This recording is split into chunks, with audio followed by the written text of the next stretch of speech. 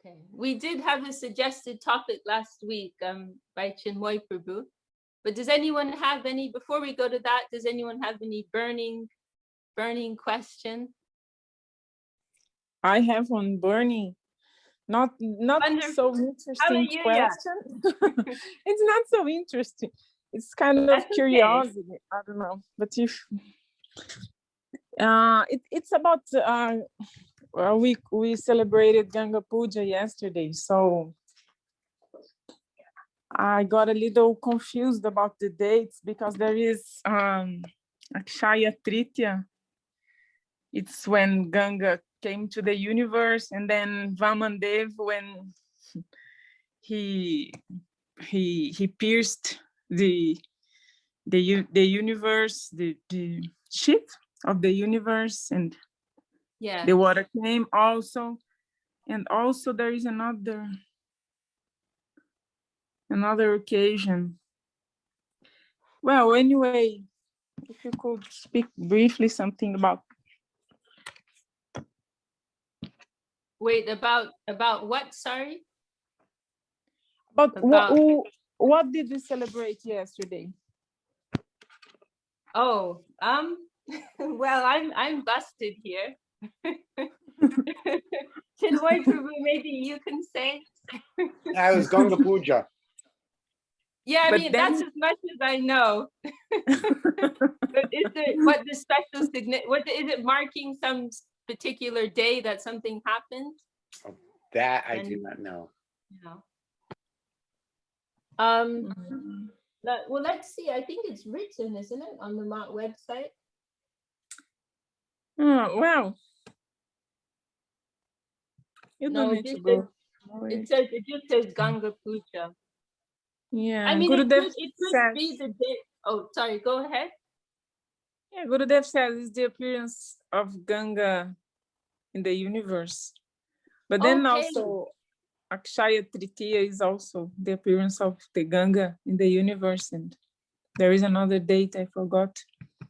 I see. Okay. I mean, there were actually two different incidents. There were two different occasions when she entered this world, because initially she was actually flowing only in the heavenly planets. And she's known there by a different name, by the name of Mandakini. Because so everybody knows, I think there's this wonderful pastime with Vamana Dev when Krishna assumed this form of a dwarf, and then he expanded into this huge universal form, and he then in 2 strides he covered all of the material universes, and in the course of doing that, his toe poked through the covering of the universe, which is really very charming. It's like behind all the behind behind so many apparently ordinary things, there may be some very charming, sweet pastime, like the Lord poked his toe or something, and then this is what happened as a result. Then we have the law of gravity. Anyway, so as a result of Vamanadev poking his toe through the universal covering, then the waters of the causal ocean, the Viraja river that Lord Vishnu, Mahavishnu, is floating in his divine slumber, then so that's actually what Ganga is. It's like also sometimes referred to as the foot water of the Lord. It's that water that Mahavishnu is resting in. So it came through this covering in the universe, entered into the material zone, and first it only came up to the level, it didn't go further than the heavenly planet, Svargaloka. And as I mentioned, there the Ganga is known as Mandakini. And she didn't want to come to this plane for obvious reasons we don't need to go into. The people of this plane are very sinful, very degraded, have bad habits. So she had some prejudice, you could say. I'm joking, but anyway, she didn't feel like she could handle the degree of contamination in this world, in this plane, this Borlok. So she stopped at Swargaloka. And then there was this whole incident where what is his name? I can't remember his name, but there was one elaborate incident which took place, which as a result, one of the ancient kings of India, Bharat, they needed to deliver their ancestors.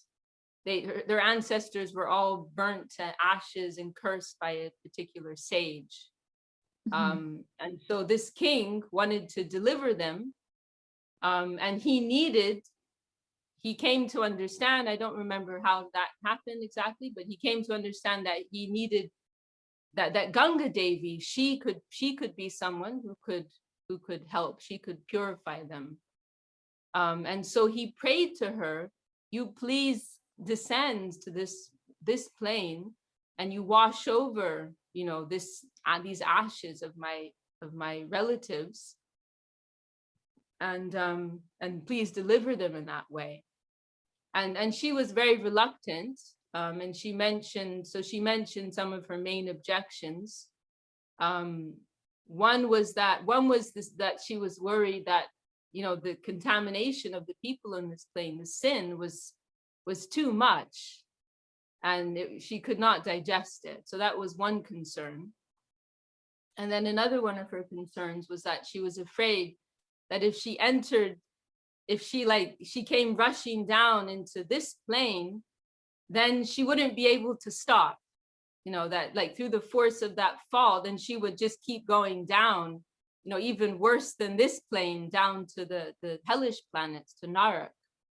And naturally, she really didn't want to do that. So these were two of her main objections. And then this king, he had a solution for each of them.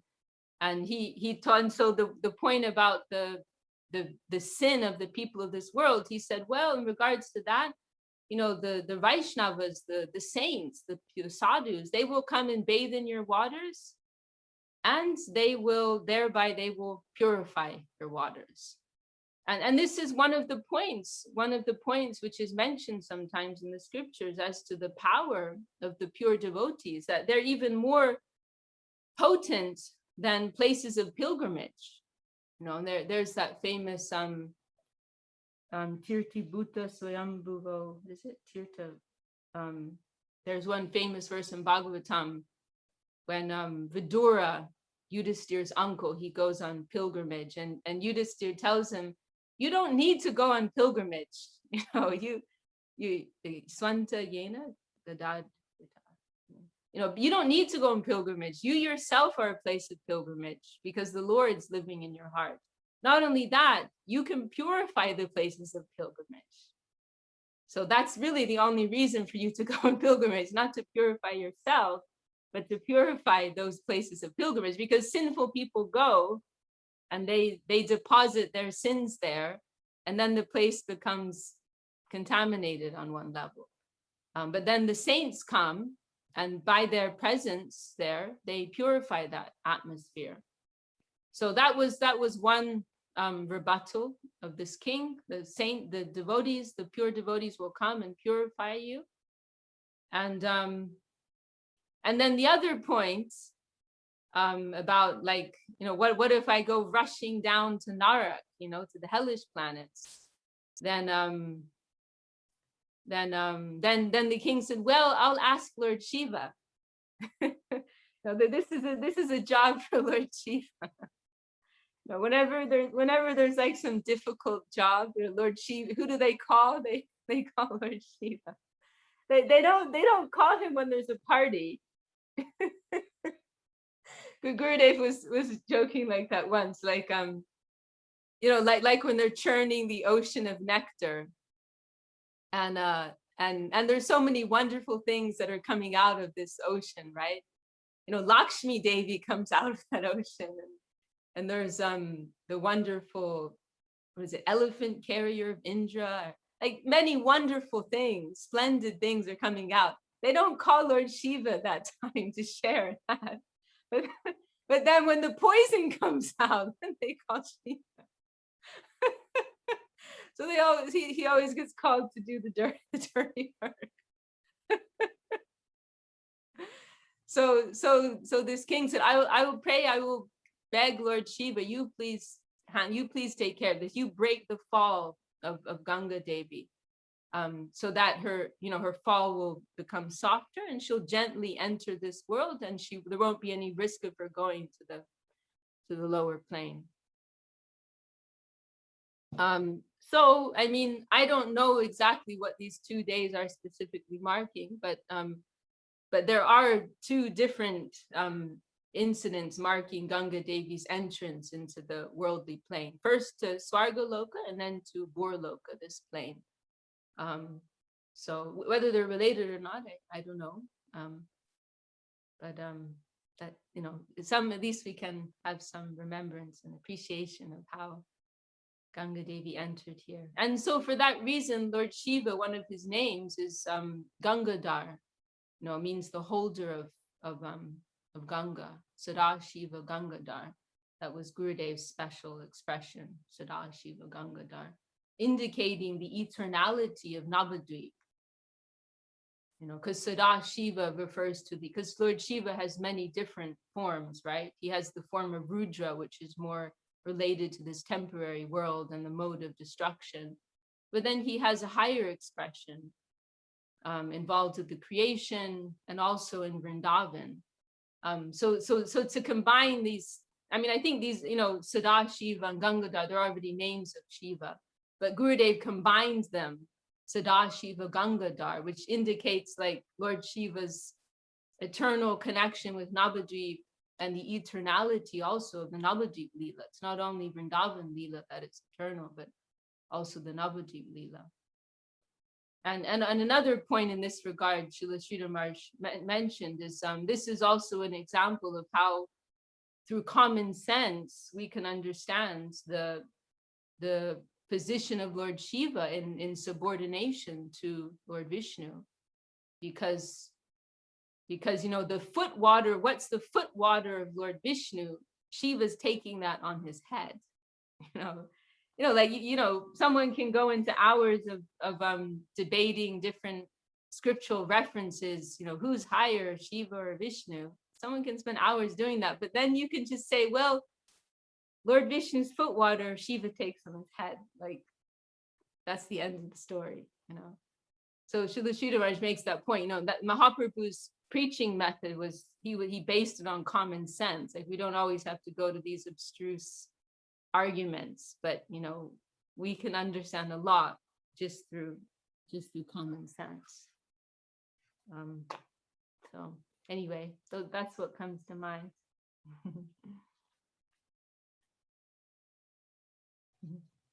Maybe Suvasini Didi, maybe you can share something on these topics.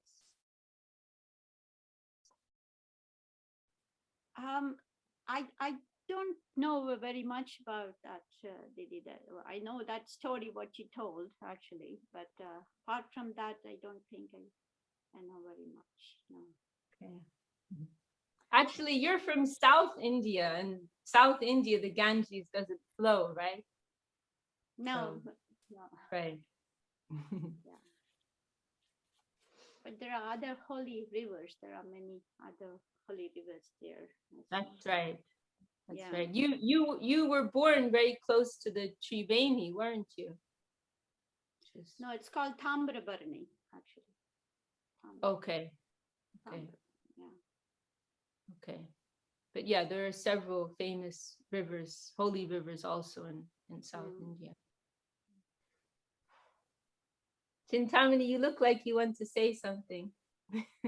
No, I'm just putting on my camera to be a good listener. Okay, cool. Thank you. It's nice to be able to see everyone. And Nanda Surpani has also joined us.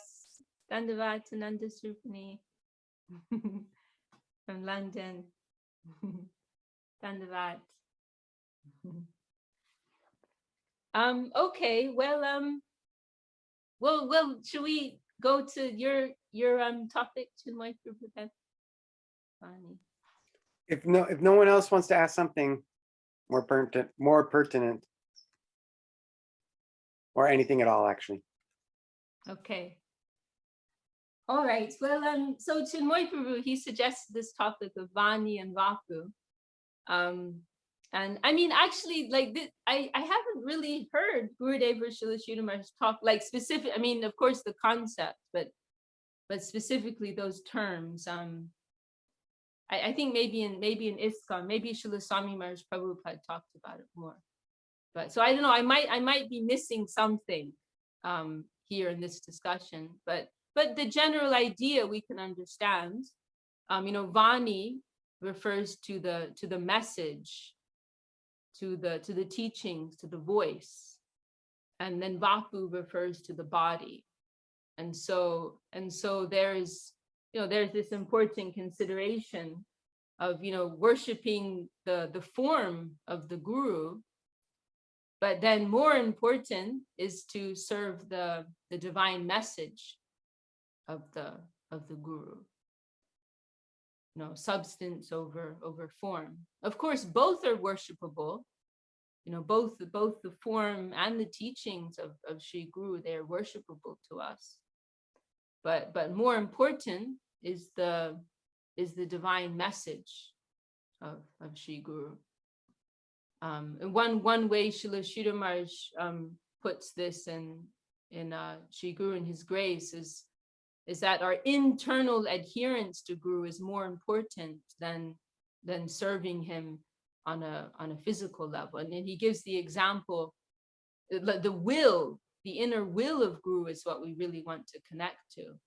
And he gives the example that we may go to massage. I mean, I may have it slightly wrong, but this idea that he says we may go to massage the feet of our Guru, and the Guru will say, no, I don't want you to do that. I want you to do this other thing. So like we may be fixed on like serving the body of Guru, but the inner will of the Guru is for us to do something else. So that's more important. I'm reminded also of something very nice I heard secondhand actually from Madhusudan Maharaj. Someone told me, Madhusudan Maharaj told them, that there was one occasion when you see sometimes, and no doubt all of us, it's kind of like when you're in front of Gurudev, you can get a bit starstruck, and sometimes we could get a bit silly. You're just kind of like, you could get kind of like shocked. Like sometimes devotees would have questions and then they go in front of Gurudev and they can't open their mouths, like I think many of us had those kind of experiences. So like sometimes you can just start to get a little silly, but there was this one occasion one devotee was always giving like dandavats to Gurudev, and like Gurudev, and this was someone serving Gurudev personally, and so Gurudev called them, and they come and they give their dandavat, and then Gurudev gave them some instruction, maybe bring me a glass of water. And then that disciple again gave dandavat, and then went to go and do the service. And Gurudev made some comment like, like it wasn't really necessary to give dandavats like so many times, like, like especially if like there's some service necessity, like just go and do the service. Like you don't need to give your dandavats, like every 5 minutes. Or like I remember one time in Navadvip, I saw one of Gurudev's personal servitors, and this is in the later years when Gurudev was showing himself to be in poor health, so he would never walk alone. He'd always have somebody holding his arm. And so I saw one time Gurudev was walking around the temple, or maybe he was on his scooter, and then he got up to give his respects to the deities. And then the servitor who was attending him at that time, they I don't remember the exact details surrounding, but maybe they lost attention for a minute or something. but anyway, so Gurudev went towards the deities, and then that disciple of Gurudev like momentarily paused to take off their shoes, which was a little risky, because they were, in doing that they were compromising the fact they're holding on to Gurudev. But I mean, they're thinking, it's like it's a good religious sentiment, right? I'm not going to go in front of the deities with shoes, but in that moment, it's more important to protect Gurudev, like make sure Gurudev doesn't fall down, or like another example, Kinsha Marsh told me that he's one of our sannyasis, and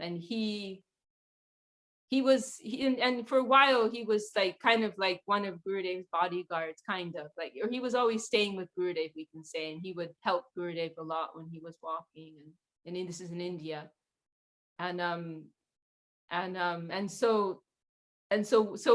when Gurudev would go down the stairs, right, this is his room in Calcutta, and there were like 2 flights of stairs he had to go down when he was going out. And nobody wants to go in front of Gurudev, right? So everybody's like behind Guru, that's disrespectful, right? To go in front of your Guru. So the devotees, they would stay behind Gurudev and they'd hold on to his arm from behind. But Akinsha Maharaj thought, actually it's, like it's more important to protect Gurudev, and even if I appear a little offensive, it's actually better if I go in front of him, like to make, like in case he were to fall or something happened, it's better to support him and protect him from the front. And so he did that at one time, and Gurudev was happy, and he told him, yes, very good, Guru. So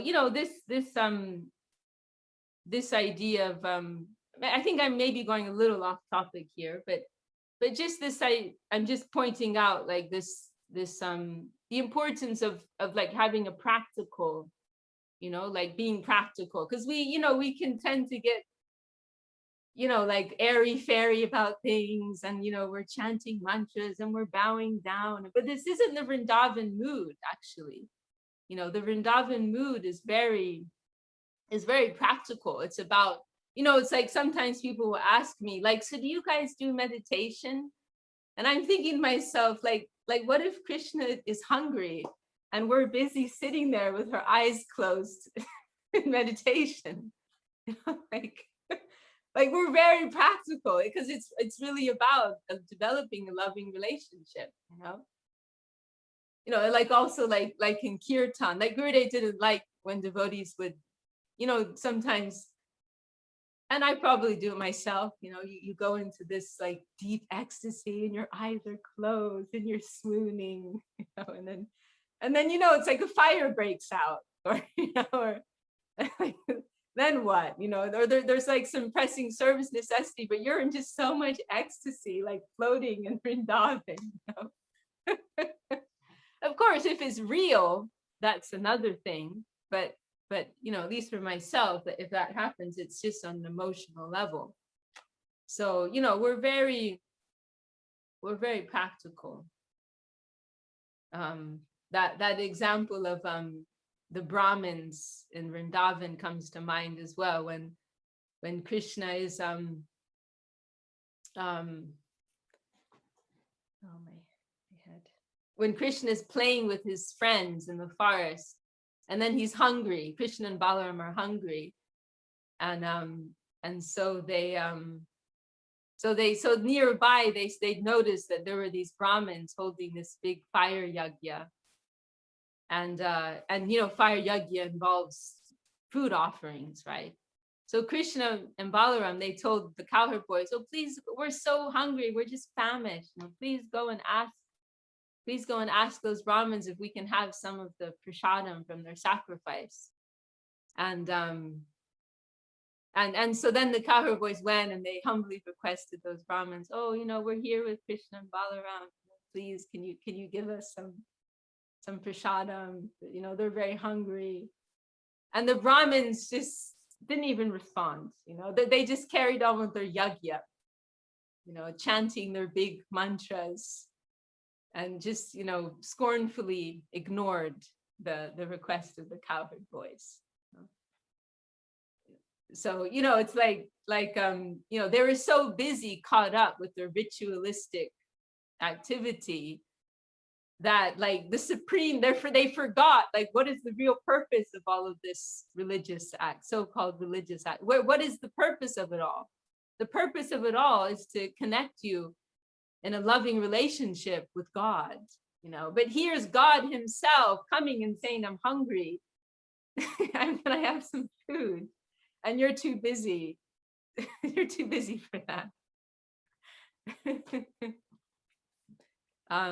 So that's one point. And then another thing, I had a nice talk with yesterday with Isha Bandha Prabhu, one devotee in Australia, about this issue, and he made a nice point how we can turn Vani into Vapu. In the sense, in the sense that, like, the message of Guru, the teachings of Guru, we can turn them, rather than into like appreciating them in an essential way and taking the spirit of them, we can turn them into these kind of like hammering rods and misapply them and use them in the wrong context. Like there's this joke, Prabhupada said, right? Like, we also have Gurudev said, so it's like for every situation you can come up with 100 Gurudev says or Prabhupada says, but are they like actually relevant for that particular situation? We have to appreciate, that there's so many fine considerations to be made in connection with every circumstance. You can't just, blindly apply, indiscriminately apply whatever Prabhupada said suits you at that moment. So, like there's one place where Srila Sridhar says, when I go to speak something, I'm considering everything that I've heard from my Guru Maharaj. I'm considering everything I've heard from my senior godbrothers. I'm considering everything that I've read in the Shastra and the scripture. And then I'm speaking, then I'm giving my opinion. I'm like considering all of these things, considering many different points and angles of vision, and considering all the things, that was the other thing he said, considering all the things that my guru said, like not only this one instruction, how it suits me at this time, but what are all of the things that he said, and considering all of those, then understanding what's the appropriate response to this situation at this time. One example came to mind that like in a general way, we can say, our gurus, they give us guidance on what's right and what's wrong, right? This is what you're supposed to do, this is what you're not supposed to do. But in a broader sense, they've also taught us about the mood that we're trying to develop. And so sometimes i.e. humility, tolerance, respect, and so on and so forth, right? But what often happens is devotees get so caught up in trying to, I shouldn't say that because I'm sure I'm guilty myself, but what happens is we can get so caught up in telling people what's right or what's wrong, we forget the broader instruction, which is that we're trying to cultivate loving relationships. We're trying to cultivate appreciation for one another. We're trying to progress on this journey, in a united way, with compassion, with humility, and all of these things. That's more important. Developing that inner mood is more important than just perfectly following all the things you're supposed to follow. So, in any circumstance, it's easy to come up to someone and say, hey, you're doing this wrong. Gurudev said you shouldn't do it like that. And it's easy to do that. But then we're forgetting all of these other broader considerations. And then one nice example came to mind.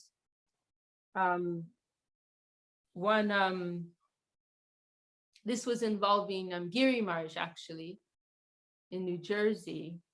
That he was worshiping Giriraj deity in his temple in America, in New Jersey, and he was worshiping with, and so Giriraj, Govardhan Shila represents Krishna, right? And then sometimes Giriraj is also worshipped with Gunjamala, with these red berries that are made into a garland, and they represent Radharani. And Mahaprabhu in his time, he worshipped Giriraj and Gunjamala together, and he gave that also to Raghunath Das Goswami. So, that was approved by Mahaprabhu. However, Srila Bhaktisiddhanta Saraswati Thakur, he did not allow the worship of Gunjamala in his temples. Only Giriraj, without Gunjamala, representing Radharani. And so this came up in discussion with Gurudev one day, and Gurudev mentioned that Saraswati Thakur didn't allow this, and then Giri Maharaj, he remembered that in one of the Gaudiya mats they were doing that worship, like currently, and he told that to Gurudev. And Gurudev said, now they may be doing many things, but Prabhupada Saraswati Thakur, he did not allow that. This is a new thing that we're doing. And so then Giri Maharaj went back to his temple in New Jersey, and then he told Leela Sundari, who is the pujari, Gurudev said we can't do this kind of worship. We're not supposed to worship Gunjamala with Giriraj. And she was very upset. She had some attachment, and so she was very disturbed. And but Giri Maharaj insisted, no, Gurudev said, and I'm not like saying anything bad of him. I would have probably been this. I would have been the same, So Giri Maharaj insisted, no, Gurudev said we can't worship with Gunjamala. We're not qualified to do that. So he insisted on that, and he changed the worship. And then some time went by, maybe a few months, maybe the following year, and Gurudev's on one of his world tours, and he comes to visit New Jersey. And then Leela Sundari went and complained to Gurudev about Giri Maharaj. and she told him, Giri Maharaj, he's such a bad man. Like he told me I couldn't worship Gunjamala anymore, and I'm very upset about this. And Gurudev told her, no problem, you can worship with Gunjamala. No problem at all. You continue like you were doing. And so then Leela Sundari went to Giri Maharaj, like, you see, Gurudev said it was fine. and then Giri Maharaj went to Gurudev and said, well, hang on, Gurudev, like you told me that I shouldn't do the worship of Gunjamala. And Gurudev said, but no, we do not want to disturb the feelings of the devotees. That was what he said. No, we should not disturb the feelings of the devotees. This is so beautiful. It's so beautiful, so instructive. Because this is another point, that Krishna consciousness, it's about natural growth of faith.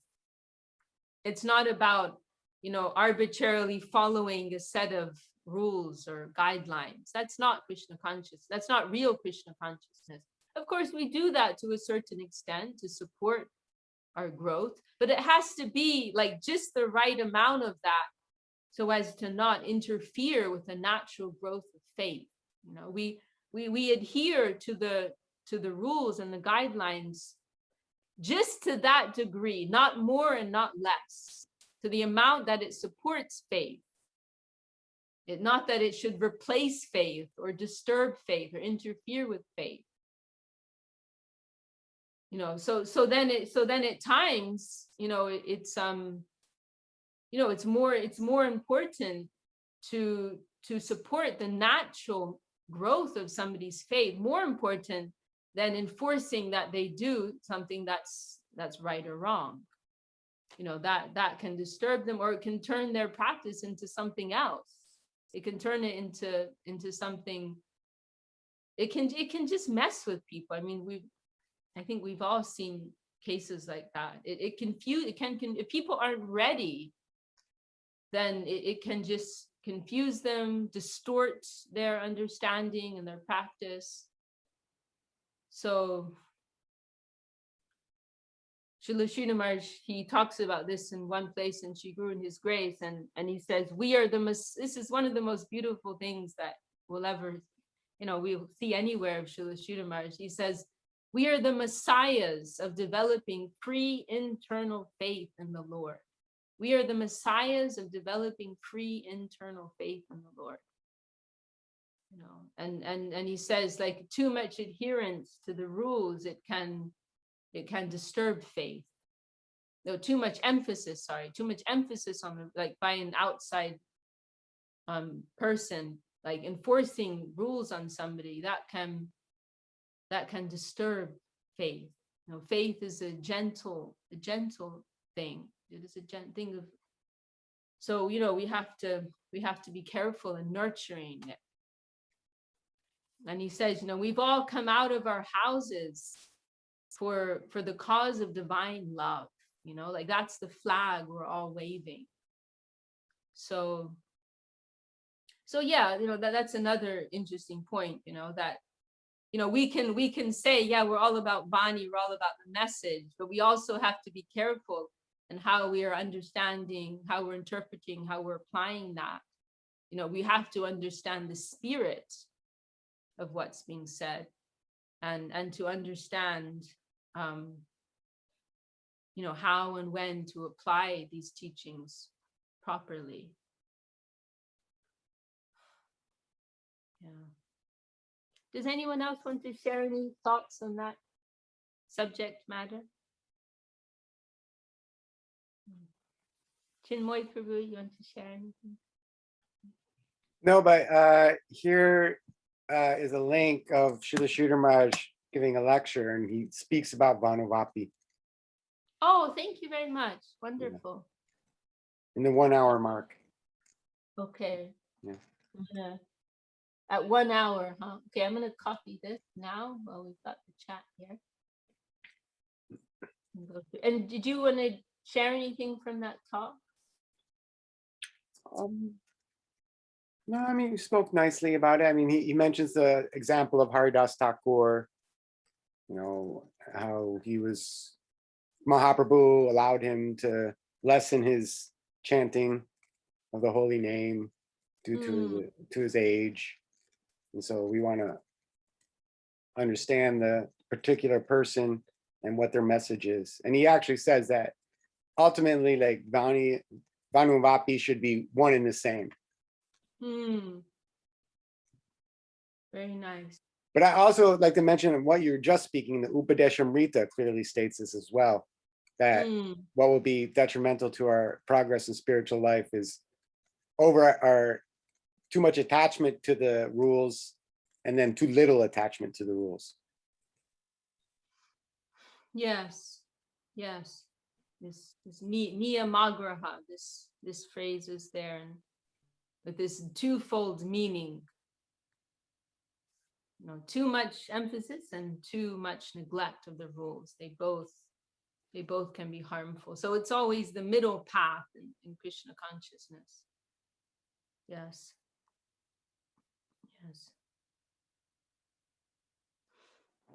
Okay. Well, anything else? Suvasini, did you want to share anything? No, Didi, no. Thank you. Jayadev is with us now. Dandavat, Jayadev, welcome.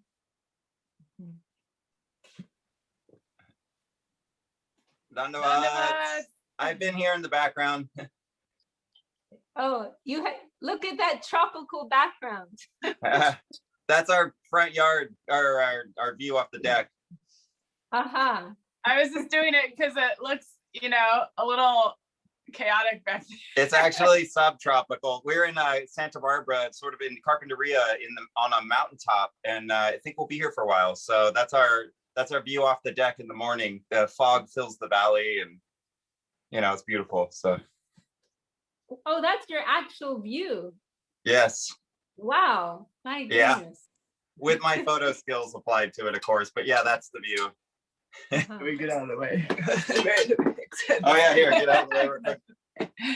Wow, amazing. Look at that. And the van is right over. You can't see You the can't van. see it, Yeah. so, Anyway, yeah. not in the. It's not working on the Zoom filters. Anyway, it's fun. Virtual backgrounds. It's fun. Thank you, Dee Dee, for a lovely satsang. Always, it's the best. Thank you for always giving us your good company. But yeah, that point about form and substance, that's nice you added that, Prabhu. That no, like at our stage, we usually have to make some distinction, but at the highest stage, like our ideal is that these two things will be one and the same, as you said. And I'm reminded of one occasion when there was a book that was being printed, and then there was some discussion, and it was being someone was informing Srila Sridhar Maharaj about this, and then there was some discussion in the room amongst the devotees about what the cover should be like, and then one devotee was there, said, no, well, it doesn't matter, no, it's all about the substance. Who cares what the cover looks like? And they thought that Srila Sridhar Maharaj would be pleased about that. Srila Sridhar Maharaj has said, I'm a form breaker, not a form maker, and he's always emphasizing this, substance over form. But then he responded by saying, no, actually, we aspire for the Vrindavan standard. And he said, in Vrindavan, substance and form are one, and the form is an expression of the substance. This type of estrangement between form and substance, it's something that we see only in this plane, but in the higher plane, that is not the case. These two things they're living together very happily. So that is the standard that we aspire for. I'm also reminded of that discussion in Sri Guru and His Grace about God consciousness versus society consciousness. And the idea being that the society is supposed to support God consciousness. God consciousness is the main thing, right? That's what it's all about. But the society is supposed to support that. The society is supposed to support the cultivation of God consciousness. That's the whole idea, that we have these kind of frameworks in place that are supporting that internal and essential element. So ideally, the society and the cultivation of Krishna consciousness, they're working together in harmony. However, if the society is interfering with the cultivation of God consciousness, then it must be rejected. But it's not that, unilaterally it should be rejected. It is not like that. These things are all very helpful for the inner cultivation. Well, we're going in lots of different directions with this topic. Yeah. Okay. Well, we have a question here, sort of related: how to go about things if one is struggling with some of the principles sometimes. Go on struggling. It's part of the process. Yeah. I mean, those things, Gurudev called them human principles. They're not actually Vaishnava principles. They are human. They help us just to become basic human beings. They're that's what will distinguish us from animals. So those are human principles.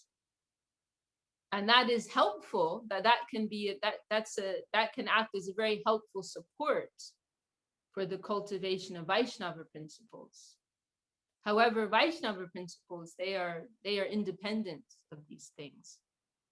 And from the highest consideration, Vaishnavism, the flow of Krishna consciousness, it is a haitukiya pratihata.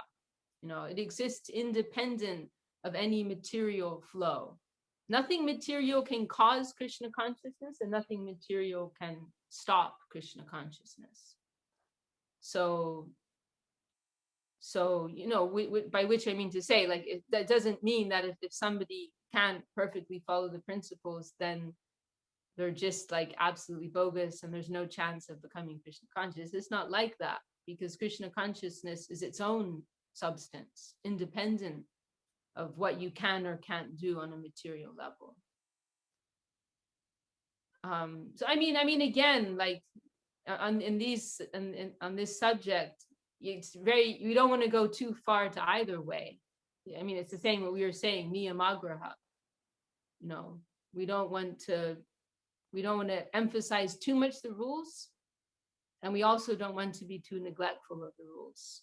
So, I mean, Gurudev's mood was that he expected everyone. I mean, just to like simplify this matter, we can say like, Mahajano Yena Gata Salpanta, like what we saw in the example of the pure devotee. That's like the simplest way to understand anything. What we saw with Gurudev is that, he wanted devotees to follow these principles. He expected them to. And he was disappointed if devotees seemed to develop the idea that they didn't have to. But at the same time, he didn't withdraw his mercy from someone if they couldn't follow them. And he didn't make a big issue about them. It was something just like he saw as like something basic that everybody should be following or trying to be following. And so he didn't spend too much time talking about them. He emphasized more the Vaishnava principles, especially humility, tolerance, and respect. So that's one thing, that we're not barred from Krishna consciousness if we're not able to follow everything perfectly. And then another thing is that this, as I said when I first started this struggle is a part of it. There will be a struggle, that's what it's all about. And whether it's on a more gross level or a more subtle level, maybe it's that someone can't follow these regulations of meat eating, intoxication, illicit sex, and gambling. That's on a more gross level. Someone may struggle with those things, but then on a more subtle level, we're all struggling, with following the principles of Krishna consciousness. So, we will move from a more gross level of struggle to a more subtle level of struggle. But that struggle is always going to be there, as long as we're still, conditioned souls. As long as we haven't, tasted the nectar of Krishna prema. But that's part of the process, this struggle.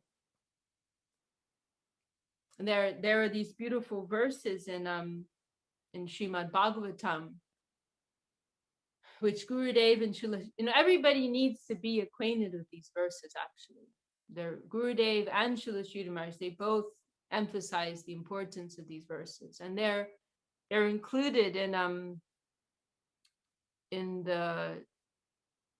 the second to last chapter of Prapana Jivanamrita. They're in Srimad Bhagavatam, maybe in the 11th canto. And they describe this struggle that the practitioner goes through. Jato Shraddha Matkatasu Nirvina Sarvakamasu Veda Dukatmakam Kamam Prityage Pinishra. And then it's 4 verses. What's the next one? Anyway, that's the first one. And the last one is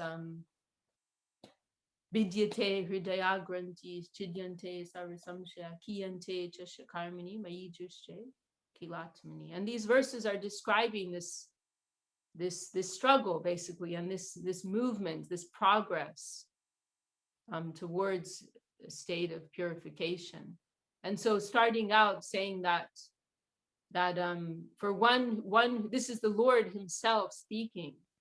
And he's saying, for one who has developed some shraddha, some faith in talks of me, mat katasu means talks about me, Krishna kata, Hari kata, they've developed some faith in talks of me, and nirvina sarva karmasu means, and I've seen a spectrum of translations for this nirvina, ranging from indifferent to disgusted. But the idea is that they no longer find material enjoyment attractive.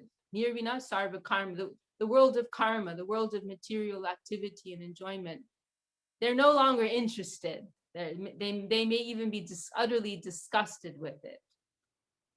They're not interested in it. However, and Veda Dukatma Kankama means, and they know it's the abode of suffering. However, Prityage Pilisha, they cannot give it up. They know it's the abode of suffering. They're not interested in it anymore, even. But it's like an addiction. It's an addiction. All these material habits and tendencies on a gross or subtle level, they're all like a kind of addiction. So when you have it's exactly like an addiction. When you have an addiction, you know it's bad for you, but you can't stop, right? You just can't. There are people who have lung cancer and they can't stop smoking cigarettes. They have high cholesterol and they can't change their diet. Well, thank you so much, Maikibu. Hear those verses. Jato Shadhamat Katasu Nirvina Sarva Karma Suveda Dukatma Kamkamam Prityage Tato Bhajita Mamprita Shadda Lord. So then what do you do in that situation? Keep going. Tato Bhajita Mamprita. Krishna is saying, with love, continue to serve me. Shadda Lord, Dridha Nishchaya. These are like two superlatives here. Shadda Lord means like with firm faith. Dridha Nishchaya, firm conviction. So in the midst of this struggle, in the midst of this like dunking, Gurudev also gave this analogy of being dunked, like when sometimes we come under the control of our senses and we get submerged by the power, we surrender to the pull of our senses. And the Gurudev compared it to this old punishment of dunking that kings used to have, like dunking people underwater and then bringing them up and then down again and bringing them up. So our spiritual practice is like that on one level, we have those moments of clarity and then we're underwater again. We're being pulled by our desires again. So in that situation, what do? Krishna is saying, keep going, keep worshiping me with firm faith and love, affection. And then Jushamanasha Tankaman Duko Darkam Shagarhayam, means that, these persons, they will continually, like that dunking, come under the control of calm, of lust, of these desires. However, Duko Darkam Shagarhaya means they are regretful, they repent that like Gurudev in Revealed Truth, I think he's discussing these verses and he mentions that, the activity of devotees and non-devotees, worldly people, they can appear the same, or in other words, the devotional practitioners, they can at times just behave in utterly ordinary material activity. But the difference is that within, they're not fully comfortable with that. They're not comfortable with that. They're regretful. They're repenting for that. And they're praying, please help me, Lord. I don't want to be doing this, but I can't help myself. And so Gurudev explained like that repentance. And he used this other word, I think, anutat, was another word he used for repentance. That repentance will purify us. It will cleanse us. That will create this fire of purification, and that will cleanse our hearts. And then Proptena Bhakti Yogena Bhajato Masaprin Mune, then constantly, and one way Srila Sridhar Maharaj put this, and this is a very interesting point, and something that, many of us may have experienced, that when you have those moments of weakness, it can actually increase your resolve. It can, and actually in one place, Srila Sridhar Maharaj, when he was discussing this verse, he changed one of the words around to make the meaning more along that line, those lines, that actually we become more firm and more strong. You make a mistake and then you become more determined. No, I'm not going to do this anymore. I'm really tired of this.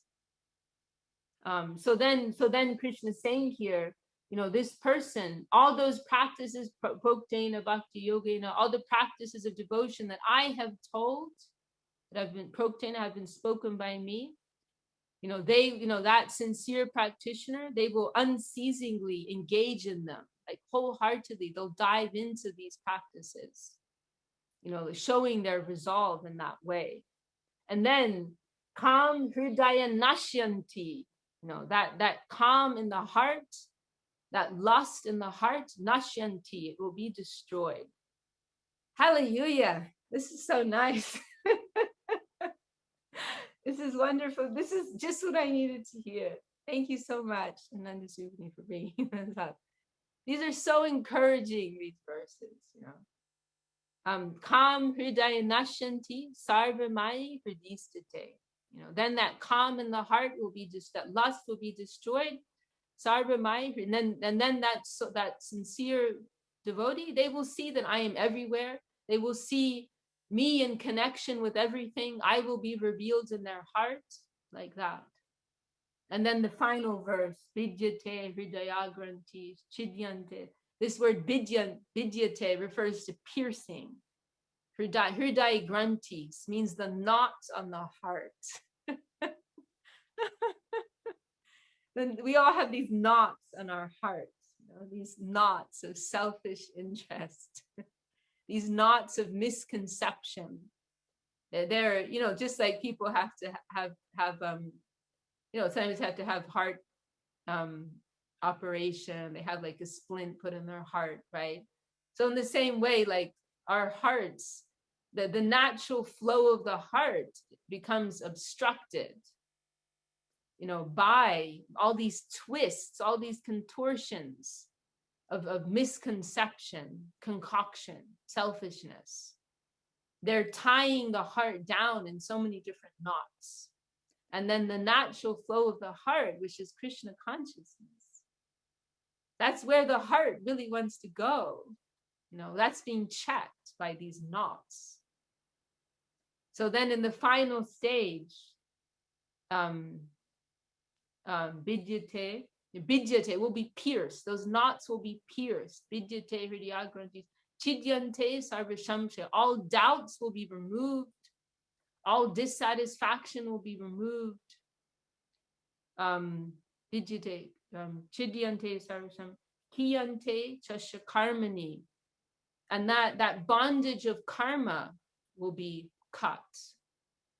Mayijishte Kilatani. And they will see that I'm everywhere.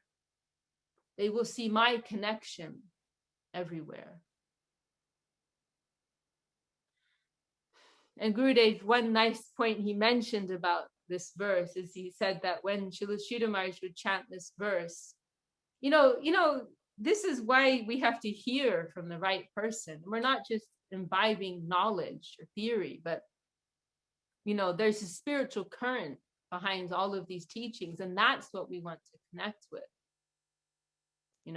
We can hear the same thing from someone without that, and it doesn't have the same effect. It can even have the opposite effect if their consciousness is in the wrong place.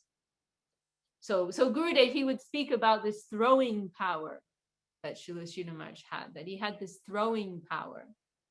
that you know, like he was injecting you with something. He wasn't just putting something into your brain or into your pocket, but he was injecting you with you know, real live spiritual current.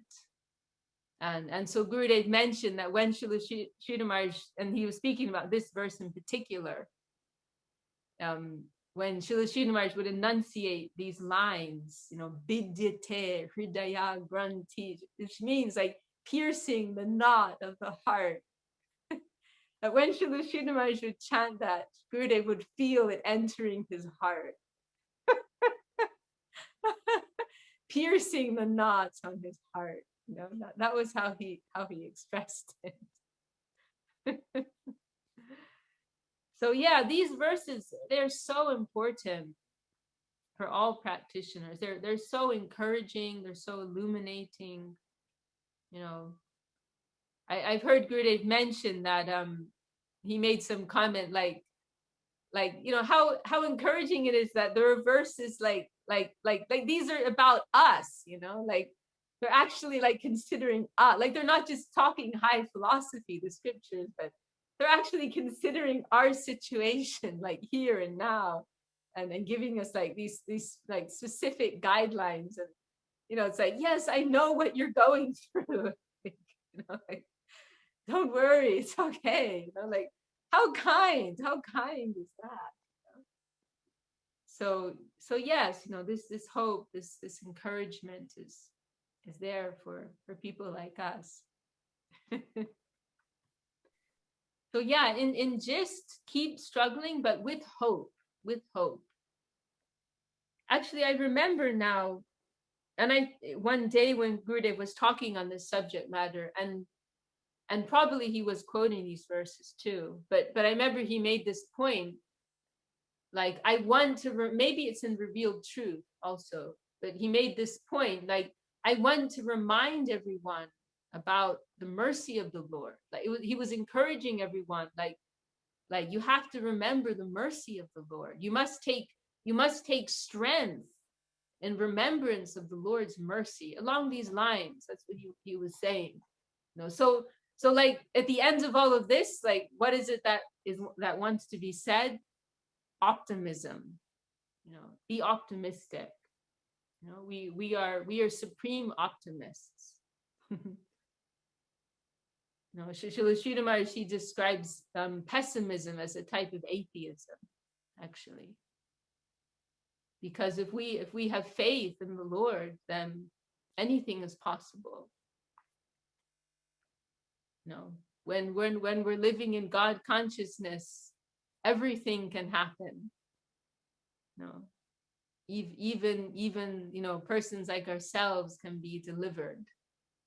You know, so it's actually a lack of faith for us to become too discouraged or depressed or pessimistic or whatever it may be. It's a weakness of faith to be in a place like that. So we have to have faith. We have to have faith in the Lord's mercy, and in the power, we have to have faith in the transformative power of the Lord's mercy. So, you know, Jayatam Siddhato Pangor Mamamandama Tergati Mat Sarvasva Panamba Joradha Madana Mohana. This verse is very beautiful. Like I'm in the lowest place, but you are my, you know, you are my master, you know. Shishigu, you know, Gora, Shishigu, Goranga, you know, Gandharva, Govinda Sundar, you know, you are, you know, I'm like, you know, like I'm in the gutter, but I'm looking at the stars. You know, like that's our position. And they're also reaching out to us. You know? They also want to, not only want to, but they are actively trying to help us.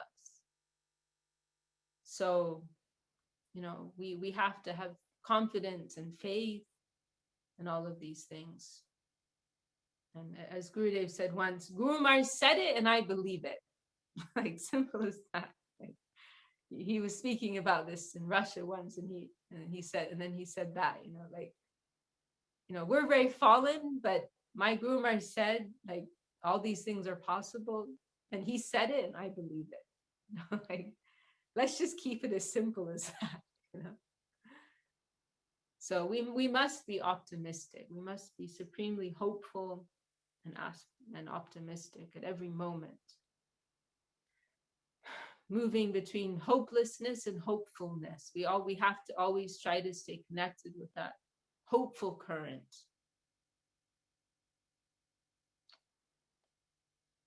Okay, well, Ananda Srupani, thank you so much for bringing up the subject.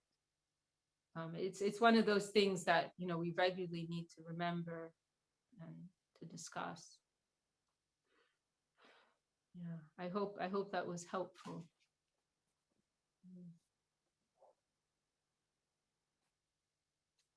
Okay. Does anyone want to add anything on this subject matter? Should we close there? We have one thing that was kind of mind-blowing for me to read in our reading yesterday, that I could read really quick, just a tiny excerpt. It goes on longer, but I thought this was, so a student is saying, I have a problem. For 10 years, I've tried to take up this process. For 10 years, I've kept from eating meat, fish, and eggs. I avoid material things. I have no attraction for them. I have left all this behind. But there's one thing I want to give up, and also I don't want to give up. This is ganja, marijuana. So this came up in our reading with Kumkum Devi Dasi and everything. So then this is Srila Sridhar Maharaj answering, and this is from Search for Sri Krishna Reality, the Beautiful. So I guess this was important enough to put in that book. He says, that is a small thing. There are 3 real difficulties. The first is women, which I would think means lust more than gender-based, right? But women, good name, and fame. These 3 are our enemies. Marijuana intoxication is a small thing. Anyone can give it up easily, but these 3 things are the fundamental aspiration of every animal, tree, bird, man, or God. These 3 are everywhere, but intoxication and other fleeting habits are very negligible things that can be conquered very easily.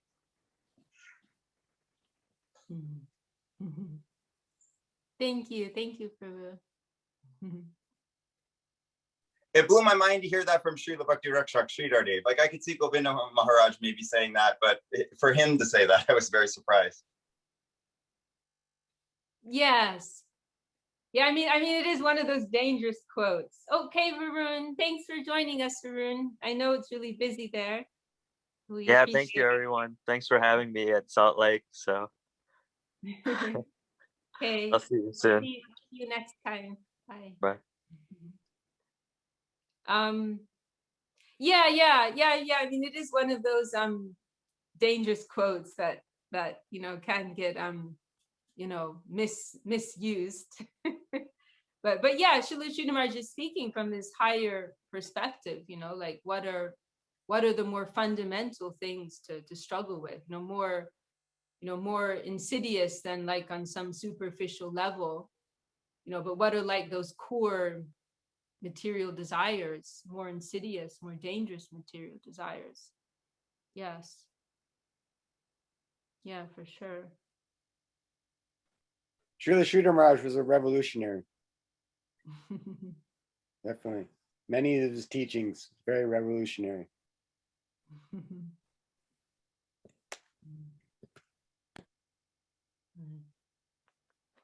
Okay. Well, any last thing? Oh, Ananda Srupani was asking, yeah, Prapana Jivanamrita, yeah, as Prabhu said, Srimad Bhagavatam verses, but if you don't have your copy of Bhagavatam handy, I don't, then Prapana Jivanamrita,